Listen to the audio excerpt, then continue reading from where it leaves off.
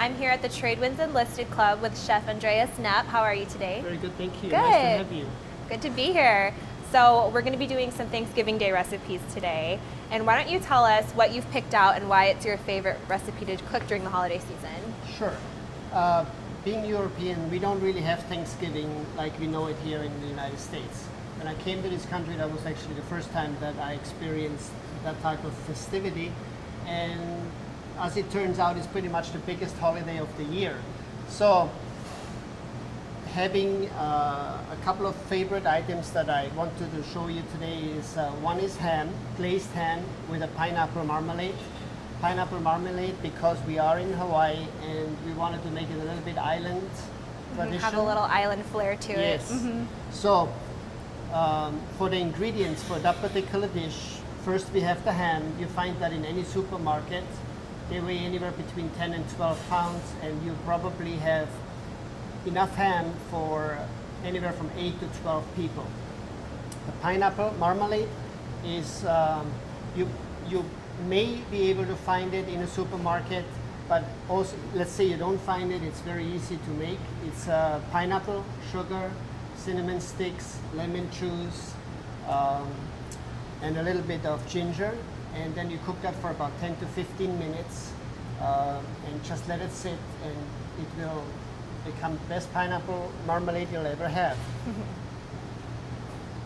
From there, we're gonna add ingredients to this, which is the cinnamon sticks we will need to add as garnishes around the ham when we finally put it in the oven with the glaze.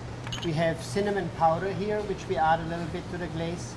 We have cloves here, whole cloves, and a bay leaf. And what we do is normally we take the bay leaf and we stick the clove into the bay leaf so it doesn't come off when we cook it. It stays right there. So when you cook it, it just adds a little bit to the flavor. It adds to the flavor, yes. And then we have clove powder that we add into the mix, into the marinade, just for additional flavor. Here we have bay leaves and black pepper. Salt we don't need because the ham is already salted. That's how we get it to become a ham. For the liquid, we add a little bit of maple syrup. It gives it the sweet flavor, and a little bit of pineapple juice. And the secret to the, we want to keep it actually a little bit on the, more on the, not too liquidy, so that it really stays on the ham when we bake it, because it's gonna go with the glaze into the oven for about 45 minutes. But before we mix the glaze, we have to put the ham in the oven for about 30 minutes at about 325 Fahrenheit, so that the ham starts to get warm and it will then absorb the glaze a little bit better as we put it on. So what we'll do is, before we mix the glaze, we'll put the ham in our roasting pan and put that in the oven for the next 30 minutes. We leave the tea leaves on the bottom, so we don't have to worry about sticking to the pan or anything. So what we do is we just take this,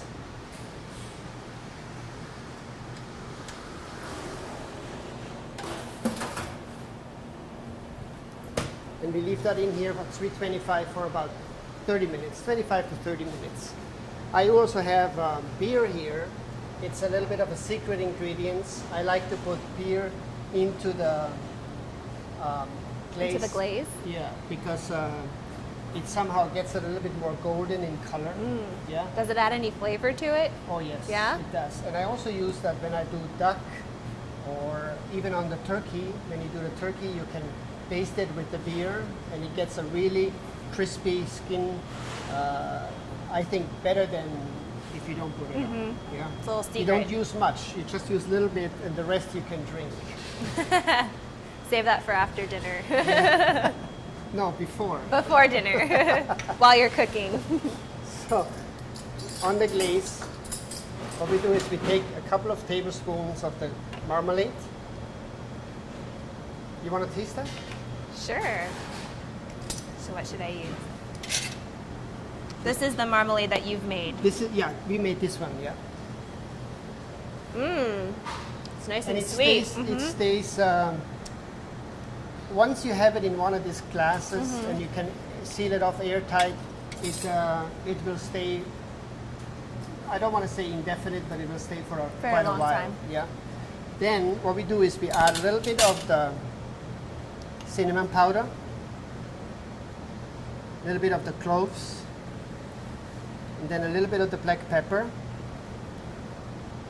and then we take the maple syrup. The maple syrup for a ham is an important ingredient because it's sugar and it just glazes it nicely, and then Keeps it thick. Keeps it thick, and then just a couple of drops of pineapple juice, and then all we do is we mix it up. We're gonna put the beer in last because we don't know how thick it really gets. Are you just estimating how much of the spices you're putting in, or does it really matter? For us, we do it all the time, so we don't really go by half a teaspoon or so, but on the recipe that I provide you, follow it, what it says on there, until you have gotten comfortable with the dish, and then you make your own adjustments, like everybody does this. You know, Go by your taste. You go by your taste, because sometimes you may not like the cinnamon, or you may not like the cloves, and so it's better for you to figure that out yourself as you go, and then it pretty much becomes your own recipe. Yeah. And then so what we'll do is this is pretty thick. thick, yeah. So we just put a couple of drops of the beer in. And then the beer, as we glaze the ham,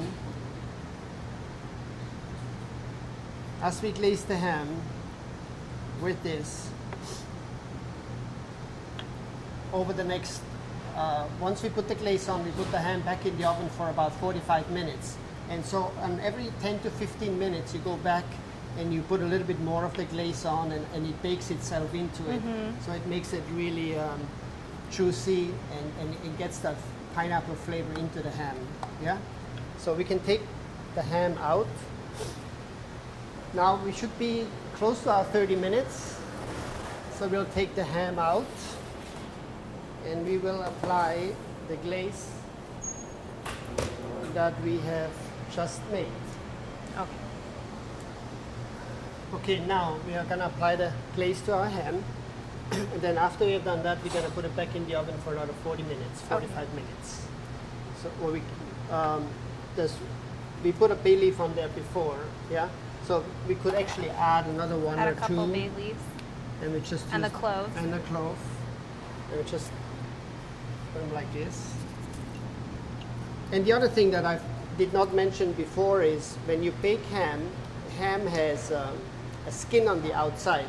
So it's always good when you take a knife and you make some crisscross cuts in there, so that your marinade or your glaze really goes into the meat itself. Otherwise it would just run off, because the skin outside will get harder, and it would make it then a little bit more difficult for it to penetrate.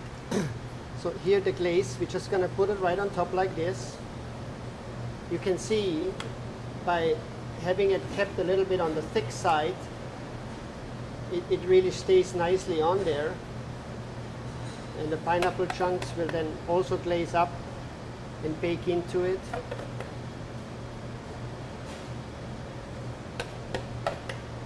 And because there is sugar in there, it will caramelize a little bit more, and it helps with the color of the ham and the flavor, obviously.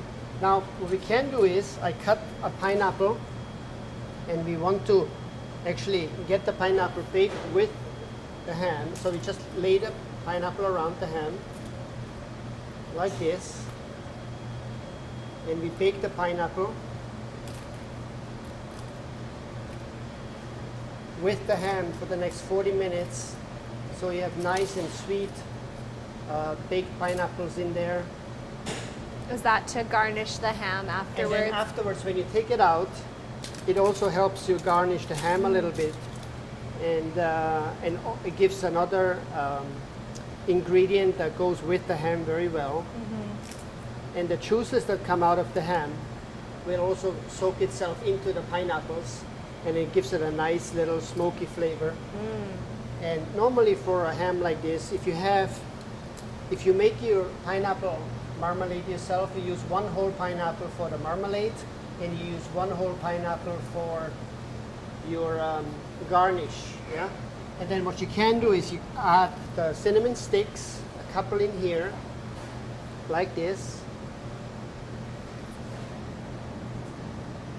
And you pour a few drops of beer inside here for moisture.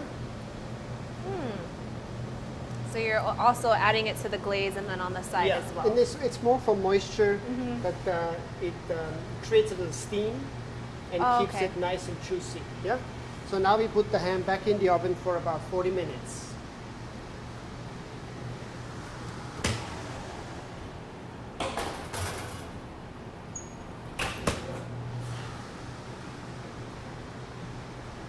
And that should take care of the ham. And while that is baking, then we can do and start our second preparation, which will be our stuffing. The ham's in the oven right now. Yes. So we're going to start working on, what are we making? The Stuffing? We're Okay. going to make the stuffing for the turkey. You won't see the turkey today, but we'll have the stuffing for you. But you can eat this on the side? Yes. Yeah. This actually, I mean, I did that particular stuffing. I use it for goose. I use it for ducks. I use it even for chicken if I want to stuff a chicken at home. It's very fast. Mostly what you do is you use almost leftover bread. Okay, so you use that up. Here, what we do is we have a cornbread stuffing. This cornbread here we baked about a couple of days ago. We use it on our buffets, so there's leftover. We cut it up into dices and we let it dry for about 24 hours so that the moisture comes out, because the moisture you want to get out of the bread, because we're going to add chicken stock, we're going to add a little bit olive oil, and then vegetables, and vegetables will give off juices, so you don't want to get too soupy. So you want to dry it out. If it doesn't get dry enough by drying it overnight, then just put it in the oven for about 5 minutes and get a nice golden color, not too dark, because again, you don't want the stuffing to look burnt, because the stuffing will actually go back into the oven and get baked. Yeah. So So the drier the bread, the better it is. the drier the bread, correct, the better it is. Yeah.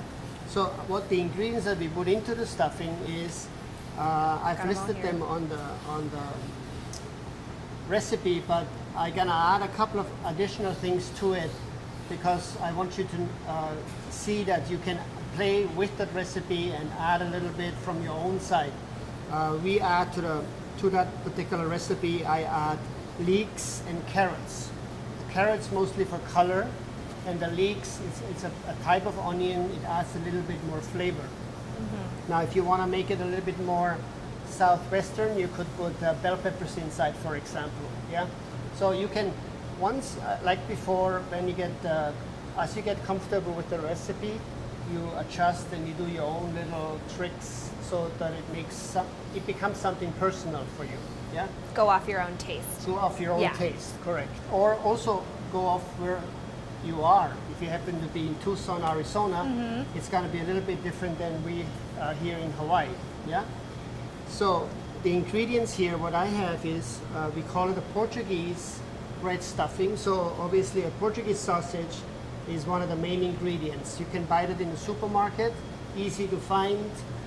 Very common in Hawaii. Very common, yeah. And I use mild because the spicy type is not everybody's taste. And especially when you have children in the family, it's easier to stay away from the spicy things, and elderly people the same thing, yeah? So I use the mild, but if you're into spicy food, go ahead and use the spicy Portuguese sausage. We dice it up in little dices so that when we actually cook it off in olive oil, it gets, it loses the fat that's in the sausage, the juices come out faster, and it just gives us a bit more speed, so to speak, to get the things in the oven. Yeah, speed up the process. Then we have onions. You can use white onions. I used purple onions. Flavor-wise, I think it's not much difference. It's a preference of color, but you could use both, so there's no problem with this. Celery, I use celery roots. I also have the celery stalks here. I prefer the celery roots because it's, I think, more flavorful, and it cooks up a little better. It gets softer than the celery stalks. The root is obviously the one that grows underground, and the celery stalk is the one that grows above the ground. Yeah, but here you have much more flavor. When you smell this, yeah, and then you smell this, there's a little bit of a difference, I think. Yeah, there is. Yeah? So I prefer this. The same thing goes when I do soup stocks, like we're gonna need a chicken stock here. The chicken stock that we use for the stuffing, you can actually buy in the supermarket, comes in a can. Easy to find. You don't have to go through the whole work performance to get to a chicken stock where you only need 2 cups. Yeah. Then, like I said before, I add a little bit of leeks. Leeks you can get also in the supermarkets. It's an onion. Again, it's an onion that grows above ground. Yeah, and also very flavorful. Maybe a little bit softer in flavor than an onion. If you're not really into that onion flavor, and you only use the leek and leave the onion out. So it will give a different flavor than this onion here? Well, in the overall thing, I think very few people would be able to distinguish. Okay. Yeah, but when it comes to, let's say you're sensitive toward onions, you probably digest it easier than if you have an onion. Yeah? Okay. And the same thing goes with, we add garlic. I personally love garlic. I can never have too much garlic in my dishes. But it's another thing that some people may be more sensitive. So just stay with what it says on the recipe, and then you'll be fine. But like I said, if you want more, you just add as much as you want, and you dice it up really small, and you cook it up with all the ingredients. And then we have a little bit of salt and pepper. On the salt and pepper, be careful of how much you put in, because sometimes the chicken stocks are seasoned, yeah? Right. And if you're a person that likes flavors, then go ahead and, as they say, knock yourself out. But on the other side, be careful, because of it becomes also health-wise, it's more, you're better off by having not enough than having too much salt. It's easier to add more flavors than to subtract. Yeah, because most of the time you will have salt and pepper on the table, and then anybody who wants to have more salt, then they can just more add it salt. themselves. Yeah. Cool. But before we go and saute that off in our olive oil, let's just check fast on our ham of how that progresses. Now, gonna take the beer, because we're gonna. Because we want to keep on glazing it. We want to keep on a little bit more moisture to it, and you can see the pineapples are starting to get color, and then you see the ham up here with the pineapple marmalade. It's all baking in. So all you do is you just pour a little bit beer over it like this, and you do that every 15 minutes. So that means you do it about 3 times. So when you look at your beer, make sure that 1 bottle. So about 1 bottle throughout the whole cooking process. Yeah, unless you keep drinking it, then you have to. Unless you're using it for yourself. Yeah, then you have to add another bottle. Okay, so now let's go and saute off our ingredients. I cut them before, so it cuts down on my time a little bit, because it's quite a lot of work. Okay, now what we're gonna do is we're gonna saute off the vegetables, because we need to have them soft when we put them into the bread mixture. We're gonna start with olive oil. We're gonna put a couple of spoons of olive oil in here. It can be regular olive oil. I say extra virgin olive oil.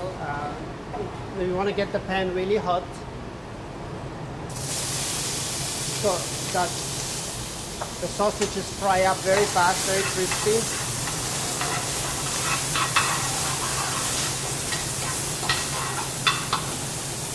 Now we can turn down the heat a little bit to get a little color onto the sausage.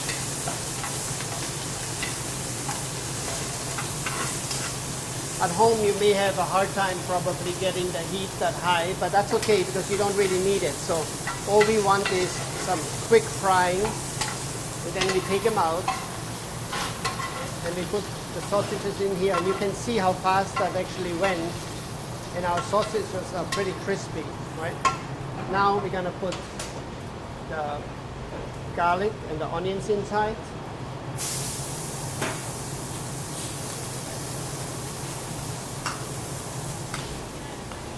We sweat that on for a second. And you can see now we have lost quite a bit of heat already. And that will help us because we don't want the onions to get that brown. But at the same time we have retained the flavor from the sausages, like the fat that's in the sausage and also the liquid, the moisture that's in the sausages has gone into our olive oil, and that will help flavor up our vegetables when we cook them. Want to get a little soft, and then we can add our carrots. We're gonna add one type of celery only. I'm gonna add the root celery. And we're gonna add a little bit of leeks because we already have onions inside, so we're not gonna add all the leeks. I just wanted to show you that you have an option between one or the other, but then you should cut back on whichever one do you use. And then we're gonna sweat that on. We're gonna get it very lightly translucent.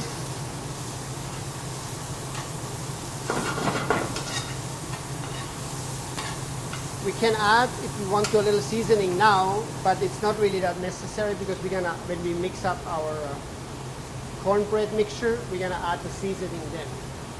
So you have some flavor already from the sausages. That's why we put the sausages in. And we're gonna sweat this. Now we can get back our heat. When you cook with gas, I prefer gas myself because you can control the heat much quicker. Because gas, you turn it down, it comes down. Electric, you turn it down, it will take time for the temperatures to reduce. So you have to be careful. Don't think because you lowered the heat that everything is okay at that point, because it's not, because the heat doesn't go away. Yeah.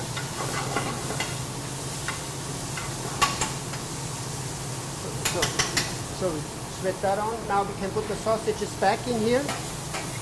We don't have to worry about anymore that we keep this here, because then we can put our mixture back in there. Saute it on. And again, it doesn't have to be cooked all the way because we're going to put it in the cornbread. Make sure that after will go in the oven for about 20 to 25 minutes. So it will continue to cook in the oven. Now we're going to add the chicken stock. Our vegetables have become nice and translucent. They're not cooked all the way. We don't want them cooked all the way because we're going to put, like I said before, we're going to put it back in the oven with the cornbread stuffing. So we're going to add the chicken stock now, a couple of cups, to just soften them up a little bit more.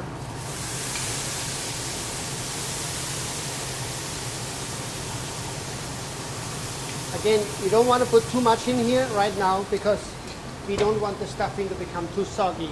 We can always add a little bit more of the chicken stock after when we mix the ingredients. But what we need to do now is we're going to add a little bit of our herbs that we neglected to mention before. We have rosemary here, fresh rosemary. If you don't use fresh, you can use dry, but if you use dry, you got to make sure you use only half what you would otherwise use, because the dry ones are much stronger in flavor than the fresh ones. And that's because of all the moisture is taken out, so it makes them stronger. Here we have salvia, sage. We need a couple of leaves for this. And then what we're gonna do is we're just gonna chop them up. And here we have thyme. And the same thing with this. We're just gonna chop it up. Take a couple of branches. I personally like the fresh herbs, but sometimes they're not readily available. So nothing wrong by using a dry ones. And then we just chop them up a little bit. We don't have to be too fine. And then we put them into our mixture.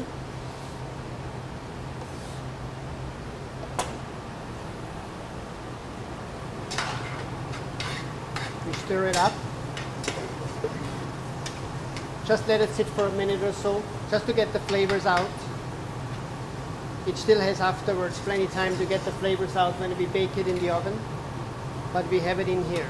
So this is done. We can bring that one back into this container. So we don't have to worry about a hot pan on our prep table and somebody comes by and touches it and burns themselves, right? So we leave this right there with the stove and we take this back where our bread stuffing is. Okay, now we have our vegetables, and if you smell this, you can really smell.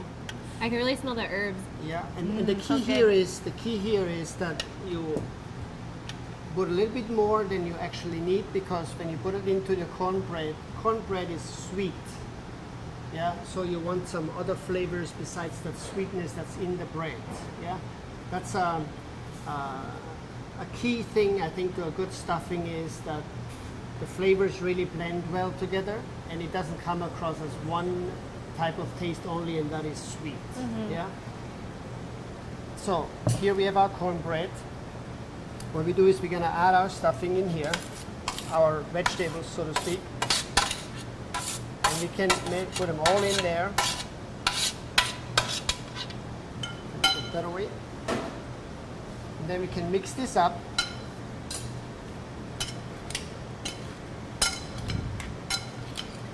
Now we see if it's still too dry, which right now it looks a little dry, which is okay, but we're gonna add a little bit of the chicken stock. That's why we have a little bit more chicken stock than what we actually say on the recipe, because it's hard to,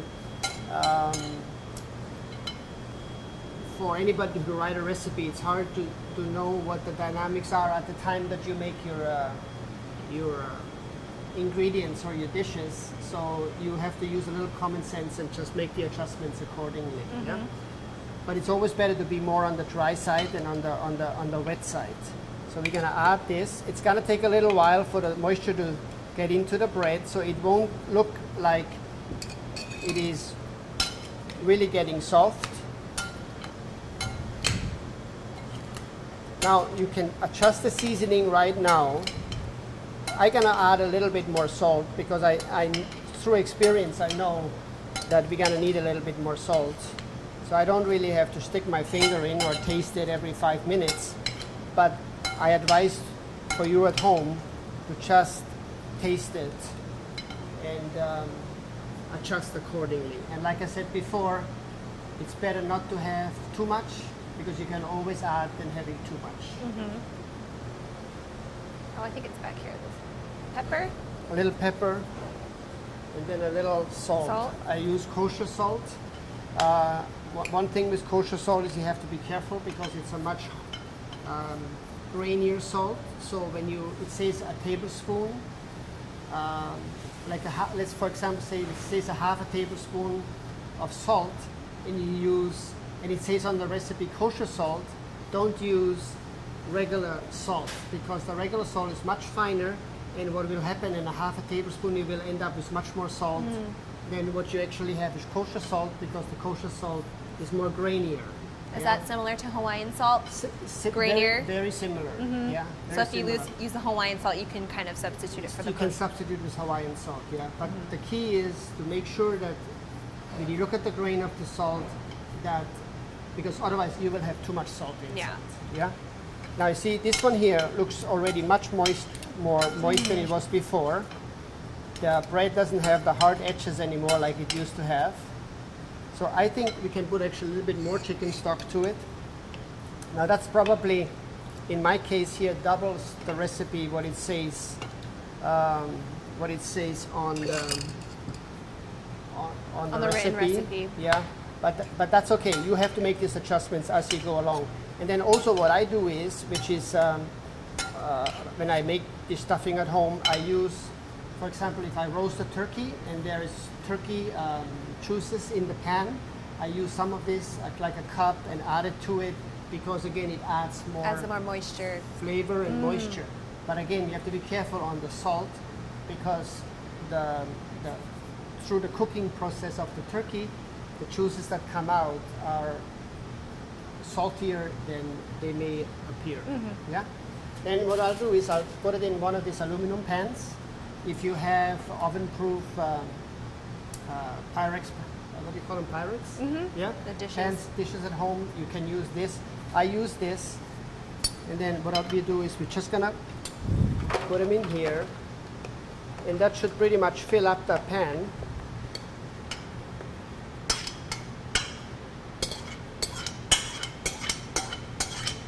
Yeah.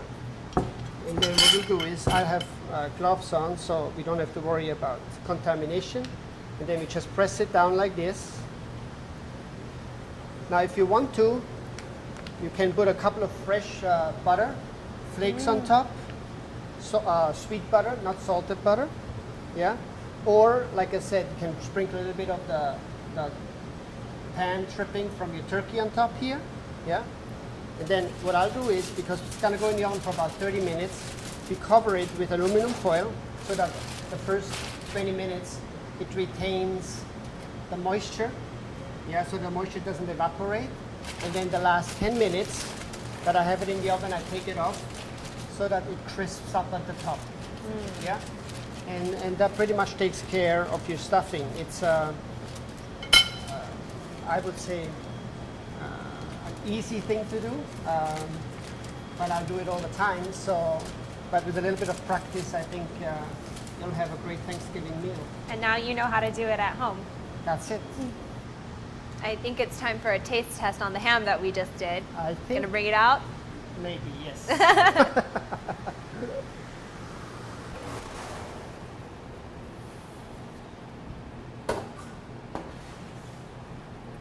Looks very good. Looks good. And you can see that our glaze really stuck to it. So that's what you really want. You don't want the glaze down at the base. You want the glaze right on top. So when you actually trim it off, let me borrow your fork. Sure. And you just trim it off. Oh, I can see all the juices. Oh, it's Nice and moist. Then what you do is, just keep the first one off because not everybody wants that flavor. Just put a little bit of the pineapples there. And then the pineapples, as we put them there, you can see they have nicely crisped up a little bit.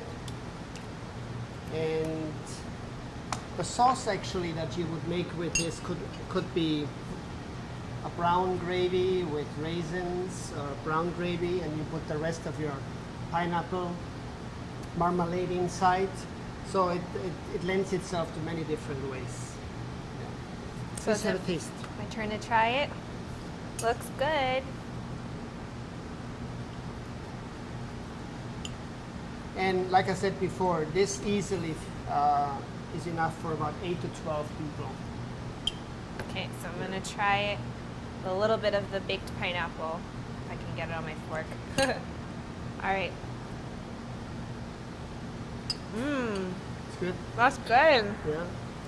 It's sweet, but still Yeah, has a lot of it flavor. is, yeah, and then and actually it comes from the ham itself. Obviously, it's important to start out with a good product to start with. Yeah. But it's really hard not to find a good ham. So in general, the standards are really good. So you shouldn't have a problem finding a good quality ham.